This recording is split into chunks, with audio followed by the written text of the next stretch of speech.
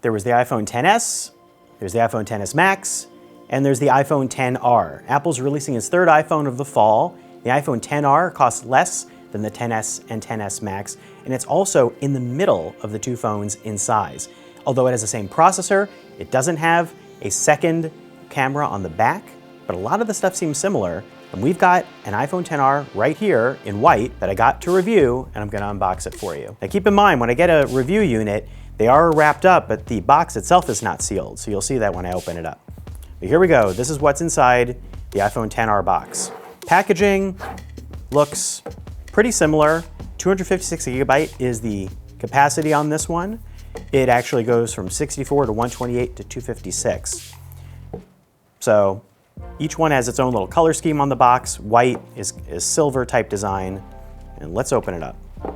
Now, pretty similar to other iPhone boxes. The design by Apple in California, paperwork, and inside here is the XR, wrapped in plastic, so let's take care of that slowly. There's the white glass back. This is also available in black. It's also available in coral, blue, yellow, and red. So a lot of color choices.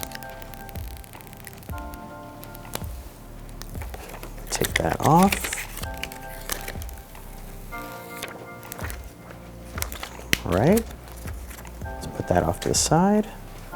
And this has an LCD display and aluminum sides versus the steel side on the iPhone XS or X and XS Max. It kind of feels like a hybrid between the 8/8 Plus and the iPhone X.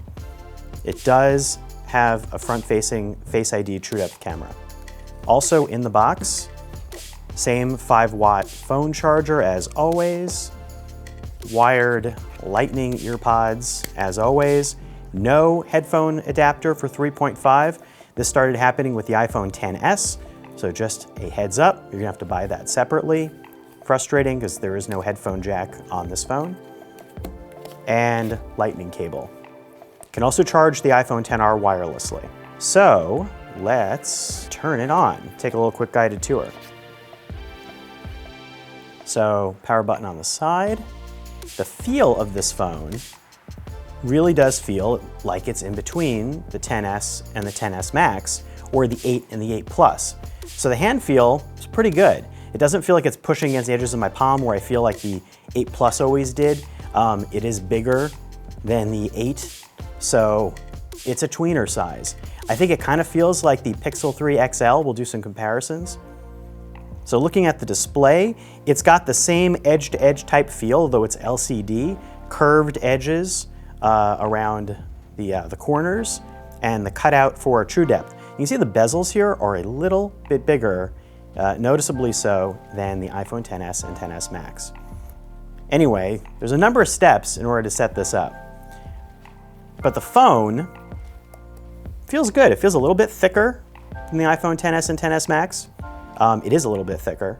The sides of it, you can see here, is the SIM card slot. This also supports dual SIM.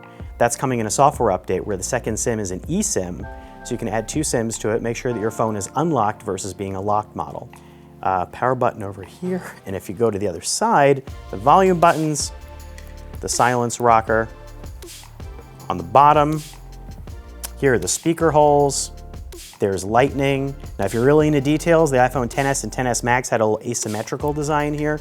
This doesn't have that because that had an extra antenna element on the XS and XS Max. This does not. This is LTE advanced.